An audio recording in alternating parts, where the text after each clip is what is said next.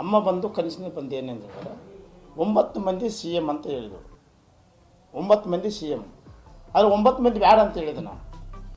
ಅಂದು ಇಬ್ಬರು ಅಂದು ಡಿ ಕೆ ಶಿವಕುಮಾರ್ ನಿಲ್ಲಿಸಿ ಸಿದ್ದರಾಮಯ್ಯ ನಿಲ್ಲಿಸಿ.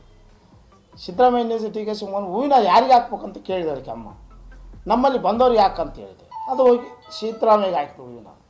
ಸಿದ್ದರಾಮಯ್ಯಗೆ ಹಾಕಿದ ಮೇಲೆ ಸಿದ್ದರಾಮಯ್ಯ ಆಗೋಯ್ತು, ಸಿದ್ದರಾಮಯ್ಯಿಂದ ಆಯಿತು. ಈಗ ಸಮ್ಮಿಶ್ರ ಸರ್ಕಾರ ಅಂತ ಹೇಳ್ಯಾರ.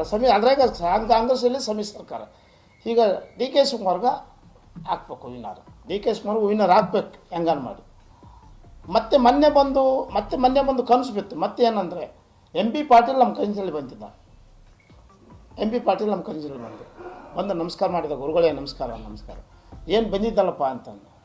ಇಲ್ಲ ನಿಮ್ಮ ಜೊತೆ ಒಂದು ಮಾತಾಡ್ಬೇಕಾಗಿತ್ತು, ನೀವು ಹೇಳಿದಂಗೆ ಆಗೋಗ್ಯದಲ್ಲ. ನನ್ನಿಂದ ಏನಾದ ಅಂತ ಕೇಳಿದೆ.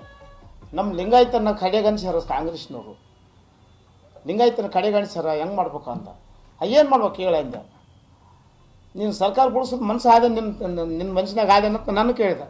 ಇಲ್ಲ ನನ್ನ ಮನುಷ್ಯನಾಗ ಇದೆ ಸರ್ಕಾರ ಬಿಡಿಸ್ಬೇಕಂತ ಅದ.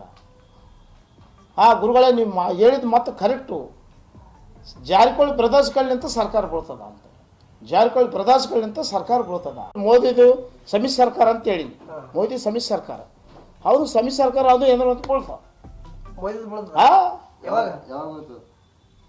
ಯಾವಾಗ ಬೀಳ್ತದೆ ಒಟ್ಟೆ ಹಂಗದನ್ನ ನನ್ಗೆ ಬಿಡ್ಸೋದು ಬಿಡಿಸ್ತೇನೆ. 5 ವರ್ಷನಾಗ ಬೀಳ್ತದ. ಸರ್ಕಾರ ನಡೆಯಂಗಿಲ್ಲ. ಸಿದ್ದರಾಮಯ್ಯ ಸರ್ಕಾರ ಮೋದಿ ಸರ್ಕಾರ ಯಾರು ಬೀಳ್ತಾವ? ಬೀಳಲೇಬೇಕು.